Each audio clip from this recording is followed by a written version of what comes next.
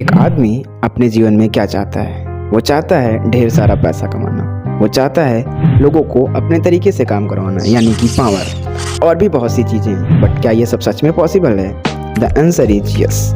इस धरती पर किसी से कोई काम कराने का एक ही तरीका है, हाँ, सिर्फ एक ही तरीका, और वो है उस इंसान में उस काम को करने की इच्छा जगाना, यानी कि उसे उस काम की तरफ अट्रैक्ट करना जो आप कराना चाहते हैं। हाँ, वैसे आप किसी पर रिवॉल्वर तानकर उसे उसकी घड़ी देने पर मजबूर कर सकते हैं, बट इसका रिजल्ट क्या होगा मुझे बताने की ज़रूरत नहीं है। मैं आपसे कोई काम तभी करा सकता हूँ जब मैं आपको वो दूँ जो आप चाहते हो, और आप चाहते हो खुद की प्रशंसा करवाना, खुद की बड़ाई करवाना।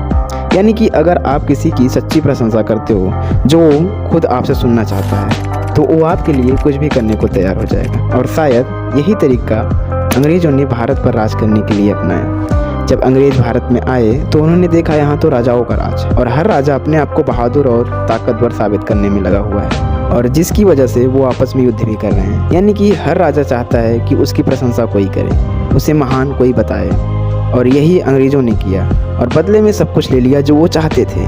तो पहला रोल है प्रशंसा करना, जो वो है बस आपसे सुनना चाहता है, और दूसरा रोल है इम्पोर्टेंस देना, यानी कि उसे बताना कि इस काम के लिए सबसे इम्पोर्टेंट तुम ही हो। जैसे कि मान लो तुम्हारे ऑफिस में रिपेयरिंग का काम चल रहा है, बट तुम्हारा प्लम्बर तुम्हारे तरीके से काम नहीं कर रहा है, जो कि उस प्लम्बर को आता है फिर भी नहीं कर रहा है, तो आप क्या करेंगे? तब आपको ये रूल समझ में आएंगे, प्रशंसा करना या इम्पोर्टेंस देना कितना इम्पोर्टेंट है।